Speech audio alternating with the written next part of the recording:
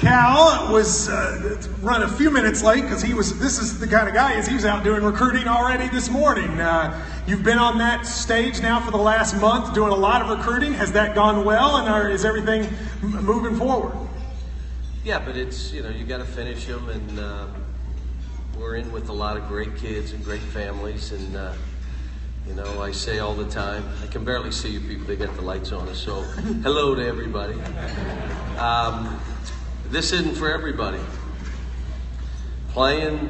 Being in the eye of the storm, everybody's big game, how you're evaluated, how you're looked at, the standard you're held to, just not for everybody. If you went into one home where the father thought that his son should shoot maybe 30 balls a game, and we ain't not doing that for us. But how about the fact that our kids, half of them average more in the NBA than they did for us? What? That's like a fact. So I'm proud of the guys, and they're doing well, and proud of last year's team. What they accomplished together. I want to talk about this year's team, but let's talk about those guys last year. I know the Summer League is the Summer League, but the stories of the Summer League in some ways were your guys. Tyler Eulis, Scal had a really good Summer League, Jamal Murray. How proud does it make you to see all of these guys in the NBA and not just getting a check, flourishing in the NBA? Well, Jamal called me the other day. We were in New Haven, and he calls me. He had a guy on the phone that knew my wife, so he put him on the phone, and I got off, and I said, Malik Monk is throwing hooks and leaping leaners and my staff reminded me, Jamal, that's how you played when you first got here. And he laughed. I didn't play that way. But it's talking to the guys like Scal, sending him. Their owner hits me and said, we are so pleased with Scal. DeMarcus hits me and said he should have been a top 5 pick. Watching him play. Nothing makes me happier than seeing it. How about we have 5 players on the Phoenix Suns? Now, literally now, I don't know if most schools, I'm going to say just about every school, they don't have 5 guys in the league. No, I think we've gotten spoiled that we've had 30 guys in the 7 years go. Most schools don't have 5 guys, 4 guys, 3 guys in the league, and we have 5 on one team. And word is they're trying to figure out if they can play 3 of them together so that they can keep people on the floor. So proud of Tyler. You guys know what happened with Tyler. Why did he go lottery? Because he walked in the room and the GM said, what? Well, how big is it? Then he looked at his ankles and said, what? There's no way I'm taking this kid in the lottery. Yeah, well, Phoenix signed him to a 4-year deal. And he was in the Summer League, and they signed him as though he was a first-round draft pick. I think one of the things I like about all those guys is that not only do you have all of them in the league, you really have built a family atmosphere amongst former players. There's a kind of Kentucky brotherhood, which I'm not going to say didn't exist. It existed, but it's very strong now. And I love watching that. It's not fake, though. Yeah. It's not fake. It's these guys, you could call it what you want. It's a family where when they go on the road together, they're hanging out. They like to come back on campus. Michael Kidd was just on campus. Loved the comments of the players on Charlotte talking about having Michael back from injury. Anthony Davis played a part in Terrence Jones being added to that roster. Tayshaun was just in the gym the other day. This thing, what they have done for us and what the university's done for them is how it's supposed to work, where everybody benefits, that everybody walks away and says, this was a great thing that happened, watching the growth. Some of them we watched the growth in 8 months. The great one is they're pros before they get there. I'm in New Jersey, and I'm getting stopped about Karl Towns. I can't believe that you got him to post up. He shot all threes. I can't believe. I was in a gym in Philadelphia, and the high school coach says, "We beat them. We beat Carl's high school team. He took 15 threes. Never went near to goal. I was so happy." And so Eric Bledsoe, he's a 4-star, didn't play in the Jordan game, didn't play in the McDonald's. How many of you here watched him in the Louisville game? Because that's where he played. Did anybody watch him in that game? And who played better than him? Peyton. Well, in that game, Peyton Siva played better than him. I wasn't going to say that, but you can if you want to. Yeah, he did. So now, you know, you see, like the guys we have right now, the whole, the biggest thing is people that watch them play to say, I can't believe it that he's gotten that much better. And that includes an Anthony Davis or Carl Towns, who were #1 picks, or a John Wall, or even an Alex that now is in Indiana, and Indiana called me and said, wow, this kid is an absolute beast. And I said, it's time now. Like, he's got to go take it and do it. But to hear that they're prepared for the war that they're walking into, because that's a man's league. Let's talk a little bit about this year's team. You got a lot of freshmen, which we want to talk about, but talk to me about Isaiah Briscoe. He's coming in as the leader. How have you seen with that role with him? Well, he's going to be fun, but let me throw this out to you too, because this isn't talked about. Like today, I had to talk to a group. I talked to the Louisville police today. Let's give them a hand. The job they do in this town. So before I went across the bridge to recruit, I was doing that, and part of the thing I said, we graduated 14 players in 7 years. 14. 3 of them graduated in 3 years. We've had a 3.0 grade point average 6 of 7 years. One term our team had a 3.4 grade point average. Eric Bledsoe, Julius Randle, Dakari Johnson, Brandon Knight, they're already starting to come back to get finished on their degree. Now, it may take them 5 or 6 years, because some of them were here 1 year or 2 years. It's going to take them time, but they're chipping away at that. Who won the Community Assist Award in the NBA? And I say that because academic matters to us. All these kids have lifetime scholarships. Come back when you want to come back. If you have to leave early, don't let something hold you back from chasing your dream. We're going to be here for you. For all you've done for us, we will be here for you the rest of your life. That's family.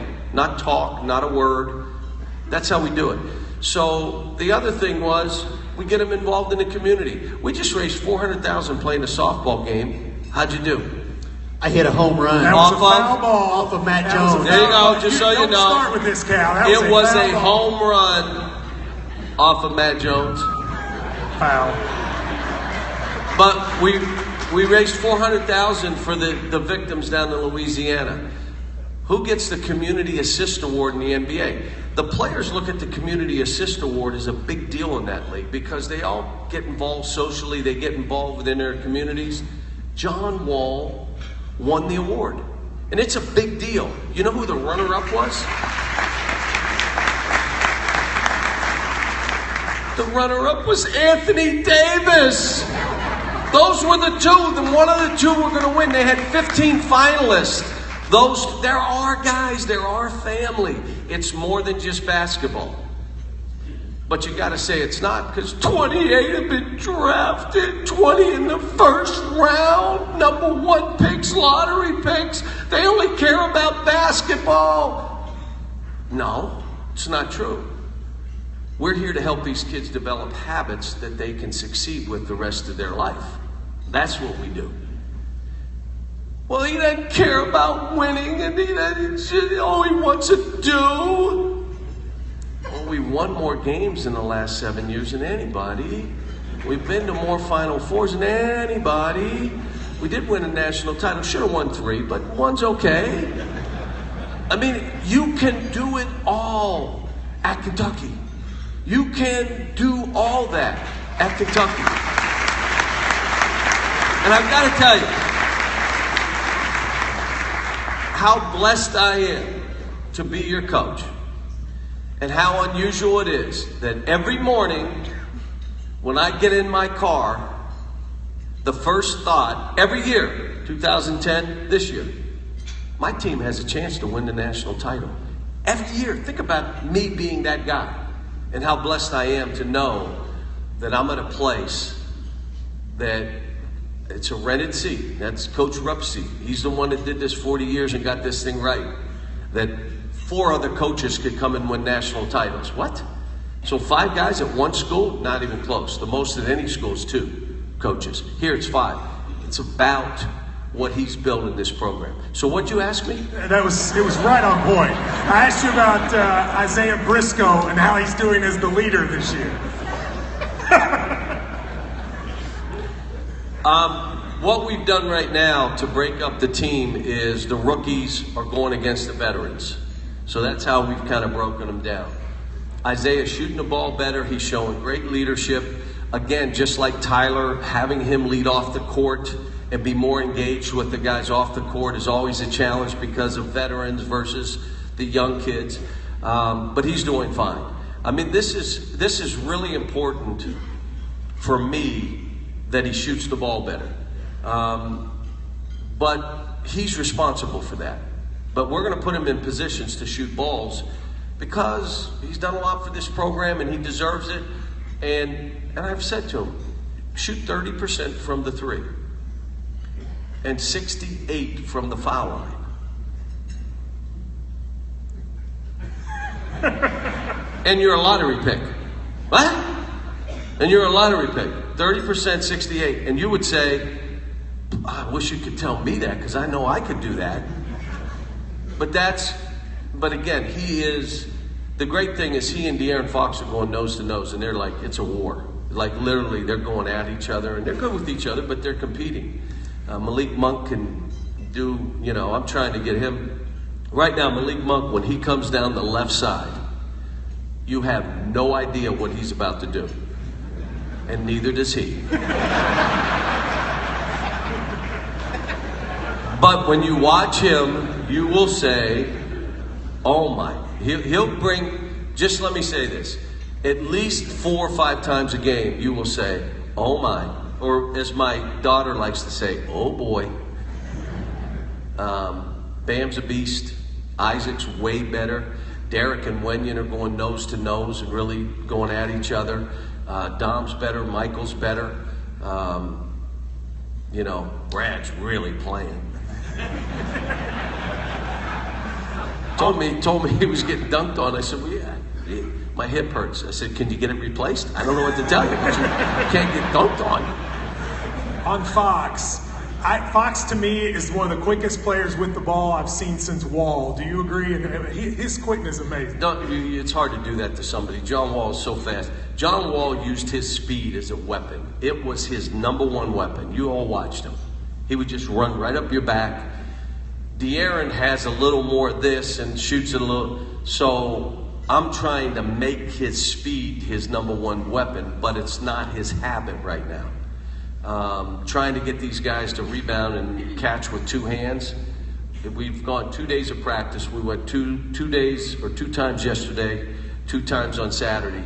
And again, I had to stop practice 20 times for one-handed rebounds, one-handed catches and stuff like that. But it's a good group that's competitive, great kids, had a good summer academically. How about this? It's the first group we've had where everyone was here the whole summer. First group in how many years have I gone? You said 10? My job is in dog years, so I've gone 56 years right now. Do you, all summer, everything I would hear would be about how much improved Isaac Humphries was. Have you seen that for yourself as well? Yeah, and he and Bam are like fouling each other on every possession right now because neither one of them are in that kind of condition, or Bam hangs on him, so he hangs on Bam. But he is not, when you look at the team picture from a year ago and now, you have like a roly-poly child to a, wow, look at how skinny his face is. You ever had that when you look at somebody and say, the face is skinny? That's who he is. He's 7 foot tall. He's got good skills, but he's learning. The whole team is learning. Here's what I told him after yesterday's second practice. Guys are cramping up and got ice bags, and I just said, look, Baseline out of bounds plays, we have none. Side out of bounds plays, we have none. We have no zone offense in. We really have no offense other than dribble drive, and we don't have anybody with the Krebs effect. I'm trying to find that guy, the Krebs effect, that knows how to do it. We have no press attack. We have no press in. We have no out of bounds plays, no lob plays, no backdoor. We have all we're doing is trying to figure out who these guys are and trying to get them, stay in a moment. Don't worry about a month from now. Let's just stay right now and try to come together as a team, be passionate every day, have a curious mind every day you walk in here. Don't be the last one. I've had a couple young guys that I made get taped first because they were getting taped last, like last. And then going to the bathroom. No, you can't do both. You either go to the bathroom or get taped. You're not doing both. But it's all new to these guys. Because you're in Louisville, I want to ask you about somebody from here. Derek Willis saw a lot of improvement last year. Do you expect another step up this year? He's been unbelievable. He stayed after every practice. He's shooting. It's good that he's playing against Wenyon in most cases because they're both long and athletic, and it makes him get after it. He's way better, and a great kid. Every day walks in, hey coach. It's like anything else. It's like having children. We have great kids. It doesn't mean they don't do dumb things. They do dumb things. My own children have done, like, where did you come from? You didn't come from me. Stupid as that. They do dumb things. It doesn't, and for all of them, there's somewhere. I had one of the parents call me about their son, and I said, it's normal. It's not normal, it's my son. I said, they feel their oats, they're spreading their wings. It's a good time. This is what I do. Bring them back in, get them to develop habits. But I tell them, they gotta own these habits. Derek didn't own the habits for the first couple years, 3 years. He was, moving around. Well, he's now first one in, last one to leave. He knows what's at stake. I think last year scared him, to be honest. Do you remember when he had his game of 28 points? You remember that game? We all went crazy. He broke through. What did he say to the media after the game? My body's breaking down. I knew you didn't like that when he said it. I'm dying. I don't know if I can play next game. My toenail hurts. I've got an elbow issue. I got to get a haircut. I don't know what to do. What? You just had 28 points. You look like you're the 5th pick of the draft. And some of this stuff comes at them fast, and they've got to learn. And you know what? I'm not throwing anybody under the bus. I told you when I took the job. My job is to be about these kids, look after them, not be the first one to throw them under the bus. The stuff that happens in my program, you're not going to find out about. I deal with it. They're young men. They're good kids who sometimes do dumb things. It's a good thing to be able to learn in this environment, which is what they're supposed to be doing. We took 3 questions from the crowd before we get to Ryan's. The first one, if I can remember correctly, was you're now going into your 8th season.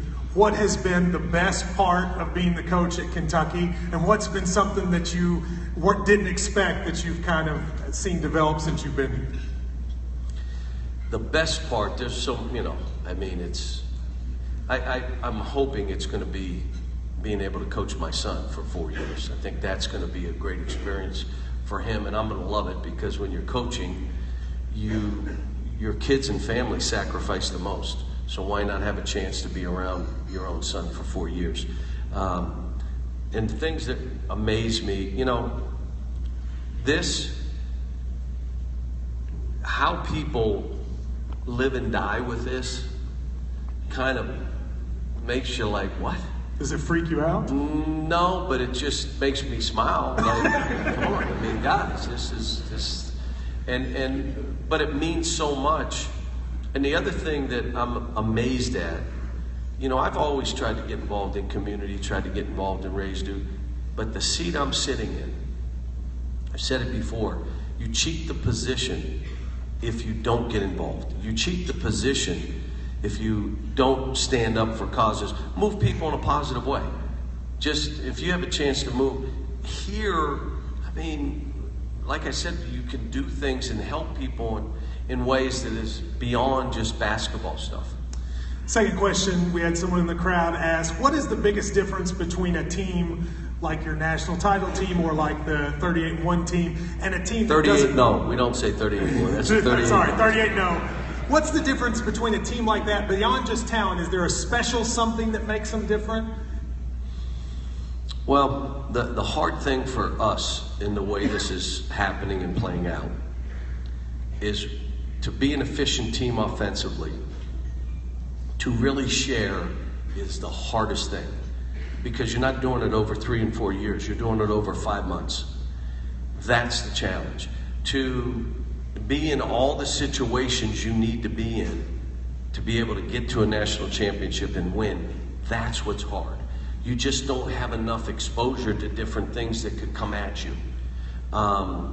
That's what, and I come back to, I say we could have won 3. You and I know we probably could have won 4. With 2010, that team was so good. We just weren't an execution team. We just would bowl you over, and we were a streaky shooting team, except for Mark Krebs. But that's the challenge of what we do. But I'm going to be honest with you. Like right now, I don't know how we're going to play offensively, other than from 10,000 feet, we'll play really fast. We'll play unselfish. The court will be spaced. We'll rebound like crazy and throw a lot of dunks. You know that. I just don't know how we'll do that. We'll also on defense maul the ball, be a great swarming kind of team, try to drive them off the three-point line and block shots, rebound and fly. How you playing pick and roll? I don't know yet. How are you going to play post defense? I don't know yet. What are you going to do on pin downs? Now, the guys from Louisville, do you remember Denny Crum when they used to switch everything? This team could be that team. I don't know that yet. Maybe it is that team that just switches. Well, and Matthew will tell you, when you play against a team that switches everything, pick and rolls, down screen, you can't run offense. There is no offense. You got to throw it to somebody and hope he's better than the other guy. And so that's the kind of stuff. But I'll be honest, I've learned to enjoy it. It's part of the job that I'm not afraid of. I make mistakes with it. I have to change sometimes. It takes longer for us. But I do know this, it's what's best for these kids. So my job is to figure it out. And last question for the crowd, I knew you'd like this one. If John Calipari could be commissioner of college basketball and change one thing, what would you change? You probably would change 10, but if you had to pick one. Well, I'll give you a couple stuff. So first of all, how about spring football? Like spring football?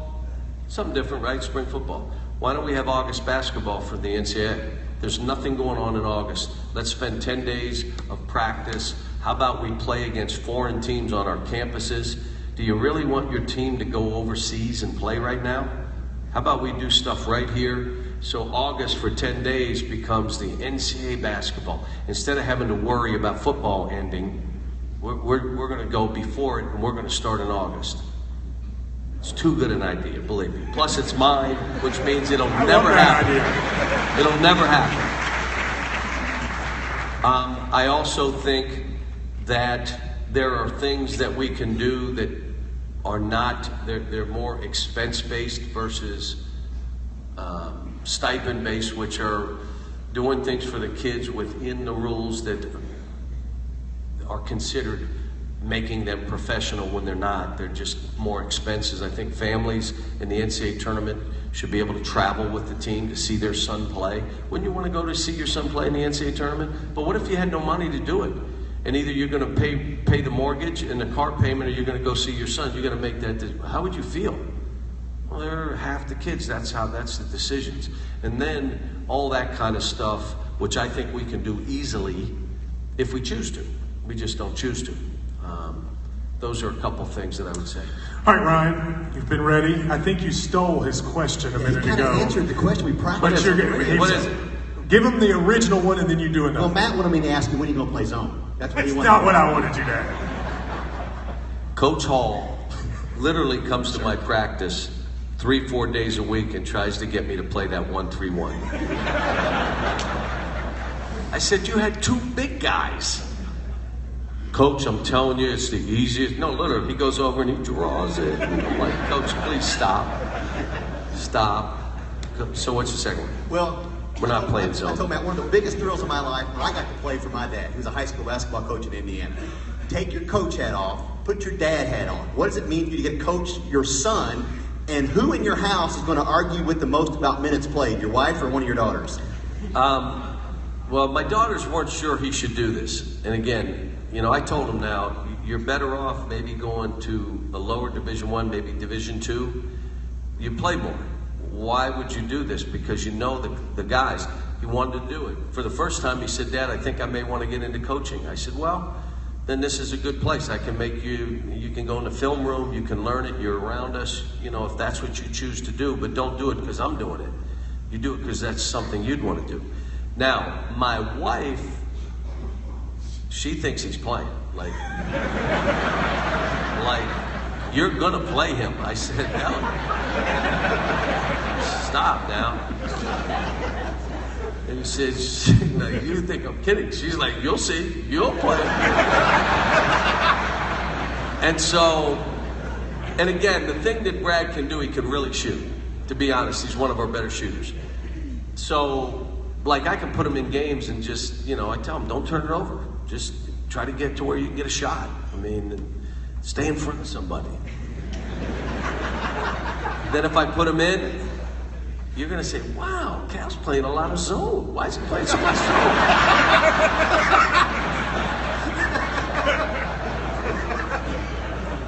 And for all, there's some people that, your son, this and this. Let me tell you, I ain't listening to you. So you tell me that, I don't listen to you anyway. I listen to my wife. Okay? I'm going to walk in that house. Before we finish, I want to say one quick thing. It's your softball game that raised that money. Andrew Harrison was there. And when I saw him, I said, I've always had a soft spot for him. I said, hey, Andrew, it's good to see you. Come back. And he looked at me. He's never spoken like this before. And he said, I'll always come back. He said, John Calipari is family to me because he took up for me when everyone else was coming after me. And he said, I'll always remember that. And to hear that kid say that, and you and I both know what he went through in those 2 years, I thought it was an awesome moment. And I do want to say to you, I'm also, in addition to media, a fan. And I love that. Really? You're a fan? I am a fan. Wait a minute. Tell them what you said about me before I got the job. Well, before you got here, we always got to bring that up. You always got to bring it up. Before you got here, we had a coach. I was ready for something else. But I mean it. That's a very cool thing. And on behalf of the fans, that kind of atmosphere you've created is awesome. Everybody give a round of applause. Thanks, folks. Thank you. Thank you all very much.